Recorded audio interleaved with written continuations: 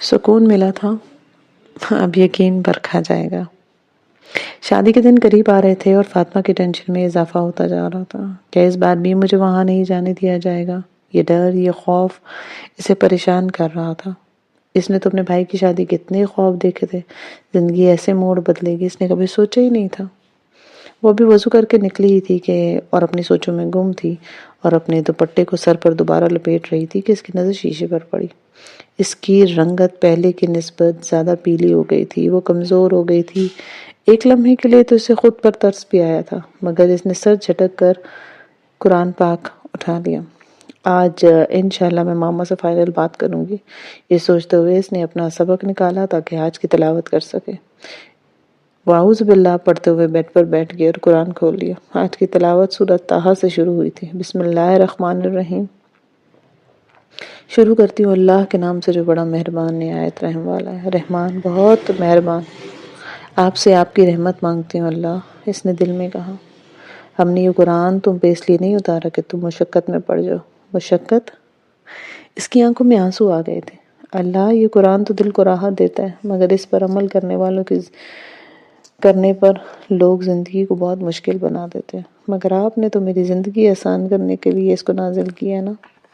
ہاں، میں جب مشقت میں پڑی آپ کے قرآن نے مجھے حوصلہ دیا، اس مشقت سے نکالا۔ بے شک آپ کی بات حق پہ ہے، یہ قرآن آسانیاں دینے کے لیے آیا ہے۔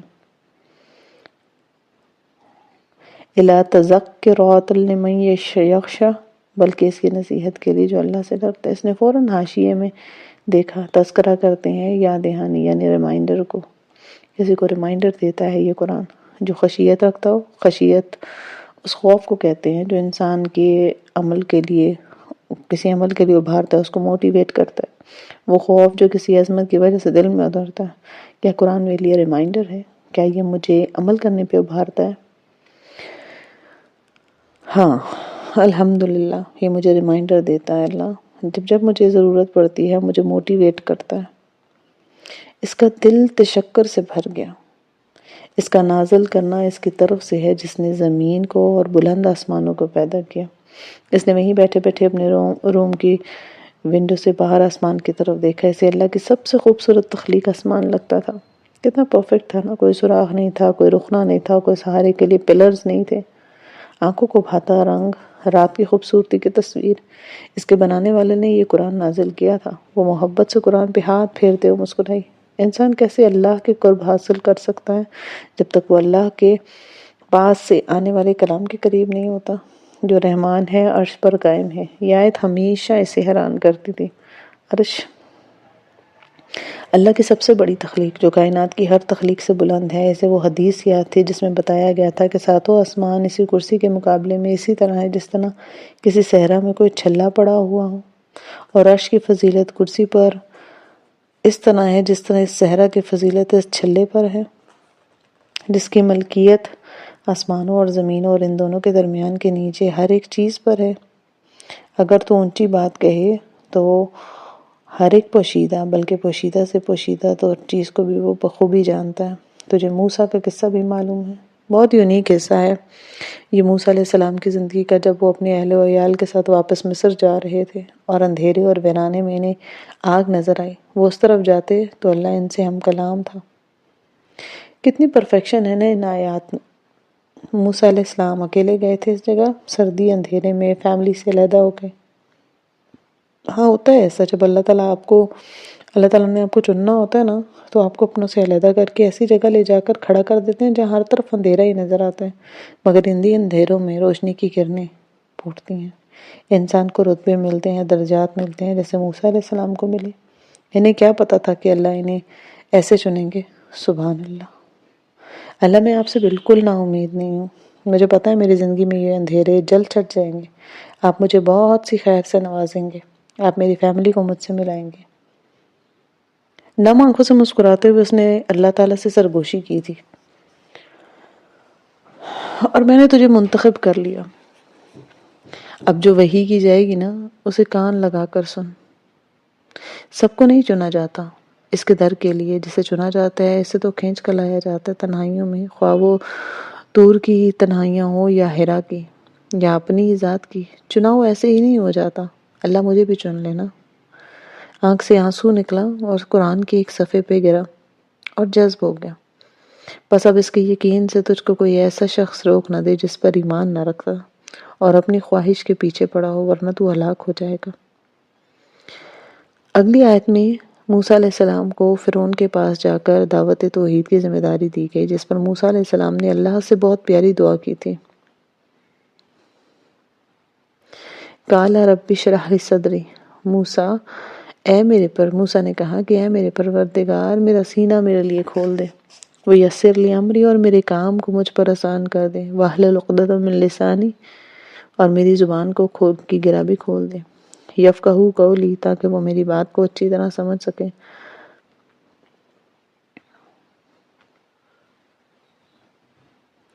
واجعل لی وزیرا من اہلی، اور میرے گھر والوں میں سے مجھے مددگار دے، ہارون آخی، یعنی میرے بھائی ہارون کو، اشدد بہ ازری، تو اس سے میری کمر کس دے، واشرکہ فی امری، اور اسے میرا شریک کار کر دے، کئی نسبحک کثیرا، تاکہ ہم دونوں بکثرت تیری تسبیح کریں،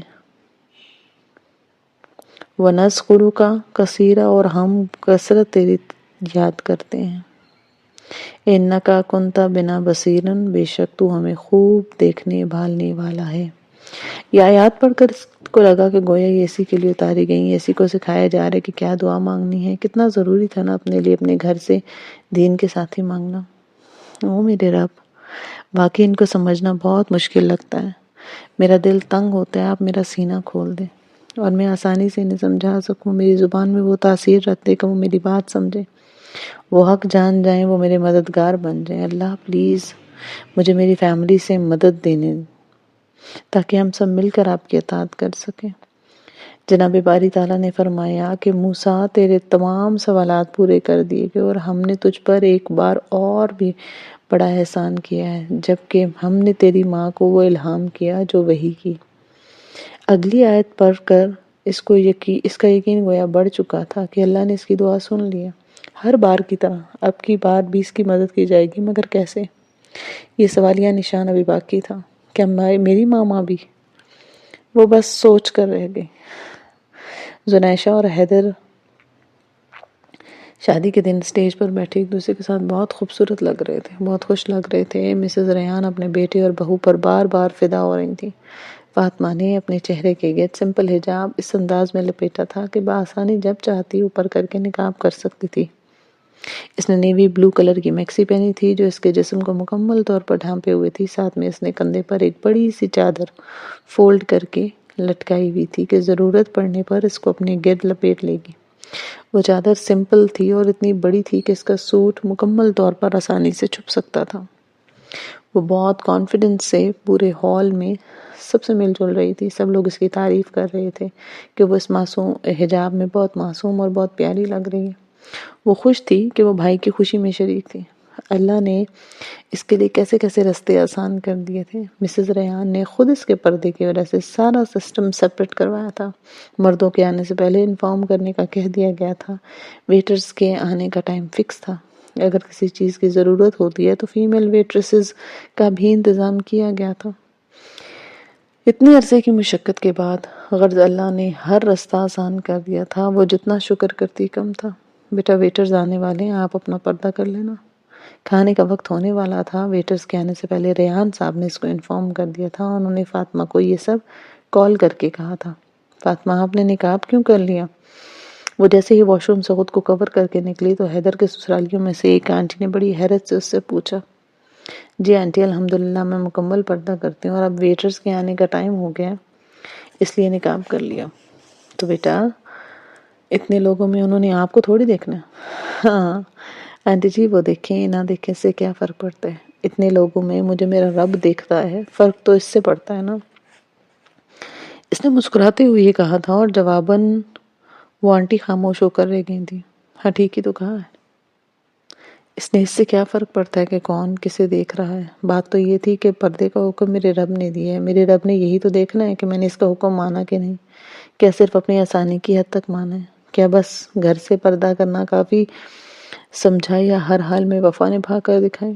حیدر کے سسرال والوں کی طرح تھوڑی بے رخی کا سامنا تو ہوا تھا، مگر مسز ریان نے بہت اچھے طریقے سے سب ہینڈل کیا تھا۔ مشکل کچھ نہیں ہوتا جب تک ہم اس چیز کو خود مشکل نہ سمجھیں۔ وہ مسکراتے ہوئے خود کو کور کیے ہوئے کانفیڈنس سے اپنی جگہ پہ جا کر بیٹھ گئی۔ سب کی نظریں اس کا طواف کر رہی تھی، سرگوشیاں اس کے کانوں سے ٹکرا رہی تھی، مگر وہ پرسکون تھی، آزاد تھی لوگوں کی غلامی سے، بے نیازی اپنے رب تھی تو اپنے رب سے، اور وہ اپنے رب سے گفتگو میں مگن تھی، اپنی فیملی کو دعائیں دے رہی تھی۔ یہ صرف اور صرف اللہ کی محبت تھی جس نے اسے اتنا مضبوط کر دیا تھا۔ وہ چھوٹی چھوٹی باتوں پہ رونے والی معصوم سی لڑکی آج ہر بڑی بات کو مسکرا کر اگنور کر رہی تھی۔ وہ اس روز بار بار اللہ کا شکر ادا کر رہی تھی کہ مسز ریان نے اس کے پردے پر سب کو راضی کر لیا تھا۔ وہ موسیٰ علیہ السلام والی دعا ربی اشرح لی صدری مانگتی ہوئی مسز ریان کے پاس گئی۔ مسز ریان اس وقت اپنے کمرے میں ریسٹ کرتی۔ ماما، مجھے آپ سے کچھ بات کرنی ہے۔ الیک سے لائق حال چال پوچھنے کے بعد اس نے مسز ریان کی ٹانگیں دباتے ہوئے کہا، کہو۔ مسز ریان کا لہجہ پہلے سے کافی نرم ہو چکا تھا۔ اس نے بہت ہمت اکٹھی کی۔ ہاں، وہ کسی فرعون سے بات کرنے تو نہیں آئی تھی نا، موسیٰ کی طرح۔ اس کی اپنی ماں تھی، مسلمان تھی۔ دوبارہ دعا مانگ کر اس نے وہ کہہ ڈالا جو وہ کہنا چاہتے تھے۔ اتنا تو ہمیں پتا تھا کہ تم باز نہیں آنا آؤ گے، بچپن سے ہی تم ایسی ضدی ہو، جس چیز پہ اڑ جاتی ہو وہی کر کے رہتی ہو۔ اس لیے میں نے اور تمہارے بابا نے ڈیسائیڈ کیا ہے کہ ہم فنکشن سیپریٹ رکھیں گے، فیمیل ویٹریسز کا ارینج کریں گے، سو پلاننگ چل رہی ہے ابھی۔ مسز ریحان نے بہت دھیمے سے لہجے میں کہا، اتنے زور سے مت دباؤ، مجھے پین سٹارٹ ہو جائے گا۔ انہوں نے فاطمہ کو پیار سے جھڑکتے ہوئے کہا، جو فرتے جذبات میں اس کی بات کو سنتے ہوئے زور زور سے دبانے لگے۔ او ماما، آئی لو یو سو مچ۔ وہ آنکھوں میں نمی لیے تیزی سے آگے بڑھ کر ماں سے لپٹ گئی۔ مسز ریحان نے اسے گلے لگاتے ہوئے اس کی کمر پر ہاتھ بیٹھا۔ اس کی نگاہوں کے سامنے خواب دیکھتی فاطمہ کے روشن ہاتھ گھوم گئے۔ انہوں نے پیار سے فاطمہ کے گرد اپنے بازوؤں کی گرفت مضبوط کر لی۔ میں واپس نہیں جا رہی اماں، سمجھتے کیا ہیں وہ لوگ، وہ جو بھی کہتے ہیں میں برداشت کرتی جاؤں۔ نائلہ نے روتے ہوئے اپنی ماں کے دامن میں سر چھپاتے ہوئے کہا، ہاں کوئی ضرورت نہیں ہے ابھی جانے کی، خود منانے آئے گا عزیر۔ تم لوگوں کے والد زندہ ہوتے تو کسی چیز کی کمی نہ ہوتی اور کسی کی جرت نہ ہوتی کچھ کہنے کی۔ انہوں نے پیار سے اپنی بیٹی کے سر پر ہاتھ پھیرتے ہوئے کہا، میں جتنا بھی کر لوں نا ان کو نظر نہیں آتا، انہیں بس سائرہ جو کہ اس کی جٹھانی تھی، اس میں ساری اچھائیاں نظر آتی ہیں۔ وہ خوبصورت ہے، وہ کھانا اچھا بناتی ہے، وہ فیشنیبل ہے، اسے شادی کے بعد فوراً اولاد ہوگی، اس میں میرا کیا قصور ہے کہ میں اس جیسی نہیں ہوں؟ ان کی اپنی پسند تھی نا، وہ مجھے خود اپنی بہو بنا کر لائے تھے نا۔ اللہ پوچھے انہیں کیسے میری بیٹی کو کمزور کر دیا۔ تم چپ کر کے ادھر رہو، میں ابھی زندہ ہوں، تیرا بھائی ہے، ہم تجھے کپڑا روٹی دے سکتے ہیں، تجھے فکر کرنے کی ضرورت نہیں ہے۔ نائلہ اب سسکیاں لے کر رو رہی تھی۔ شادی کو بھی 5 ماہ ہوئے تھے۔ اماں اس کے زخم پر مرہم رکھنے کے بجائے مزید اسے کریت رہی تھی۔ یہ مرد ذات ہوتی ایسی ہے، جتنا بھی اس کے ساتھ وفا کر لو نا، ایک غلطی پر سارا کیا دھرم منہ پہ مار دیتے ہیں۔ اور سائرہ، اسے کیا ضرورت پڑی تھی تیری ساس کے کان بھرنے کی؟ عزیر تو سمجھدار ہے، پڑھا لکھا ہے، وہ بھی اپنی ماں کی باتوں میں آ گیا۔ حیرت ہو رہی ہے مجھے۔ نائلہ اماں کی باتیں سن کر خاموش ہو گئی۔ بدگمانیوں کے درختوں کی جڑیں مضبوط ہوتی جا رہی تھیں۔ شیطانی چیلا اپنا کام دکھا رہا تھا۔ اسے امید تھی کہ میاں بیوی کی لڑائی کرو، اب وہ اپنے آقا یعنی ابلیس کو خوش کر دے گا۔ 1 ہفتہ ہونے والا تھا۔ نائلہ اپنے گھر واپس نہیں گئی تھی اور نہ ہی عزیر اسے لینے آیا تھا۔ شہریار کو اصل وجہ معلوم نہیں تھی، مگر وہ سمجھ گیا تھا کہ کچھ گڑبڑ ہے۔ نائلہ، وہاں سب خیریت ہے نا؟ آخر کو وہ پوچھ ہی بیٹھا۔ کدھر؟ نائلہ نے موبائل کی اسکرین سے نظریں ہٹائے بغیر لاپرواہی سے شہریار سے کہا، تمہارے گھر بھائی، اور تم سے کہاں کا پوچھنا ہے میں نے۔ ٹھیک ہے۔ اور عزیر ٹھیک ہوں گے؟ وہ بھی ٹھیک ہوں گے مطلب تمہاری بات نہیں ہوئی؟ نہیں۔ تم ذرا موبائل سائٹ پہ رکھ سکتی ہو؟ بولو۔ اس نے موبائل سائٹ پہ رکھتے ہوئے کہا، کیا ہوا بتاؤ مجھے، کیا تمہاری اور عزیر کی لڑائی ہوئی ہے؟ میری نہیں، ان کی ہوئی ہے، انہوں نے مجھے ڈانٹا ہے بلا وجہ۔ شہریار وجہ نہیں جاننا چاہتا تھا کیونکہ اسے علم ہے کہ جذبات میں ایک سچی بات کے ساتھ 10 جھوٹی باتیں شامل کر دی جاتی ہیں۔ نہیں، بلا وجہ تو نہیں، مگر پیار سے بھی سمجھایا جا سکتا تھا۔ تو انسان ہے، غصہ آ ہی جاتا ہے۔ اب یہ تو نہیں کہ تم چھوٹی بڑی بات اماں کو فون کر کے بتاؤ اور ناراض ہو کر آ جاؤ۔ میں نے بالکل ٹھیک کیا ہے، انہیں بھی احساس ہونا چاہیے اس چیز کا۔ شہریار نے نائلہ کو اس طرح لہجے میں بات کرتے ہوئے دیکھا تو اس کے قریب آ کر بیٹھ گیا۔ نائلہ، اصولاً یہ باتیں تو تمہیں امی کو تمہیں سمجھانی چاہیے تھی، مگر خیر، دیکھو ہم سب انسان ہیں نا، غصہ تو آ ہی جاتا ہے، پھر کچھ دیر بعد چلا بھی جاتا ہے، مگر غصے میں کیا ہوا اور اس کے کیا اثرات چھوٹے ہیں۔ اگر عزیر کو کسی بات پہ غصہ بھی آیا تھا تو تم نے صبر کیوں نہیں کیا تھا؟ تم کیوں نہیں کچھ دیر کے لیے خاموش ہو جاتی؟ یقین کرو اگر تم 2 گھنٹے خاموش ہو جاتی یا اس کے غصہ اترنے کا انتظار کرتی، منانے کی کوشش کرتی، تو وہ خود تم سے معافی مانگ لیتا، مگر تم نے فوراً یہاں آنے کی۔ اس طرح تو اس کا غصہ مزید بڑھ گیا ہوگا نا۔ بڑھتا رہے، مجھے نہیں پرواہ۔ نائلہ، وہ تمہارا شوہر ہے۔ ایک عورت کے لیے شادی کے بعد سب سے اہم رشتہ یہی ہوتا ہے۔ کچھ بھی ہو جائے، ایک بیوی کو کبھی شوہر کے مزاج کے خلاف کوئی قدم نہیں اٹھانا چاہیے۔ یاد رکھو، اگر ایک عورت مرد کے سامنے اکڑتی ہے نا، تو مرد اس سے 10 قدم دور چلا جاتا ہے۔ بظاہر وہ ساتھ بھی رہے گا، مگر اس کا دل اس سے دور ہو جائے گا۔ ایک اچھی بیوی شوہر کا خوبصورت لباس ہوتی ہے۔ جیسے ایک لباس انسان کے عیبوں پر پردہ ڈالتا ہے نا، اسی طرح ایک اچھی بیوی بھی کبھی اپنے شوہر کے عیب دوسروں پر ظاہر نہیں ہونے دیتی۔ اور کون سا انسان فرشتہ ہوتا ہے؟ عیب تو سب میں ہوتے ہیں۔ ایک بیوی کو ان عیبوں کی پردہ پوشی کرنی چاہیے۔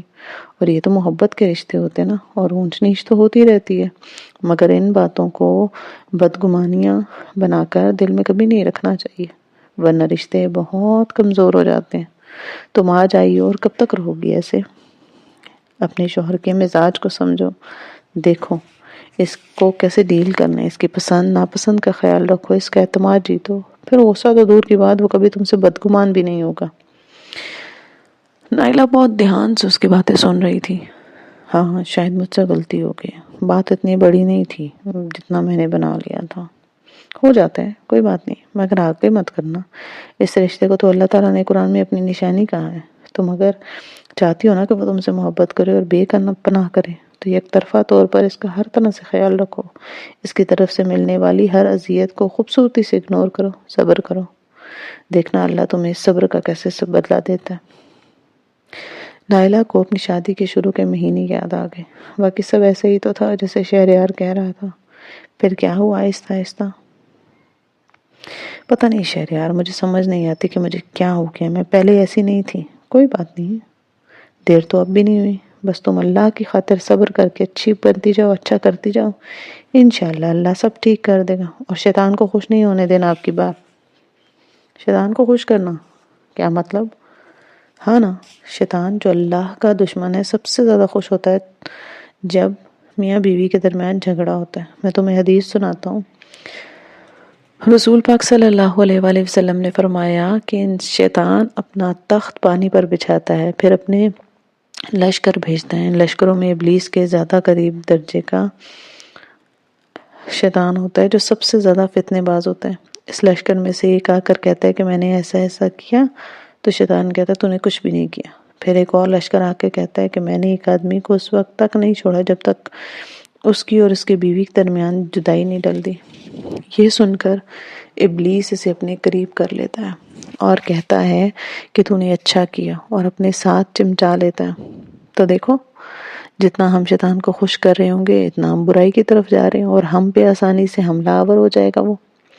پھر وہ ہمارا صبر بھی ختم کرے گا، برداشت بھی، محبت بھی، اور ایک دن یہ پاکیزہ رشتہ بھی۔ اللہ نہ کرے، میں اب شیطان کو کبھی خوشیاں نہیں منانے دوں گی۔ اگر وہ میاں بیوی کو لڑائی سے خوش کرتا ہوتا ہے تو وہ یقیناً ان کی محبت سے خار کھاتا ہوگا، اور اب میں اسے خوش نہیں ہونے دوں گی انشاءاللہ۔ اس نے اپنا فون اٹھا کر نمبر ڈائل کرتے ہوئے کہا، کسے فون کریو؟ عزیر کو۔ الحمدللہ، صبح کا بھولا شام کو گھر آ جائے تو اسے بھولا نہیں کہتے۔ اس نے ہنستے ہوئے اپنی بہن کو چھیڑتے ہوئے کہا۔ جواباً نائلہ نے ہنستے ہوئے سائٹ پہ پڑا کشن اٹھا کر اس کی طرف اچھال دی۔ اگر ویڈیو اچھی لگی ہو تو ویڈیو کو لائک کریں، شیئر کریں اور چینل کو سبسکرائب کریں۔ ملتے ہیں نیکسٹ ایپیسوڈ میں، تب تک اپنا خیال رکھیے۔ اللہ حافظ۔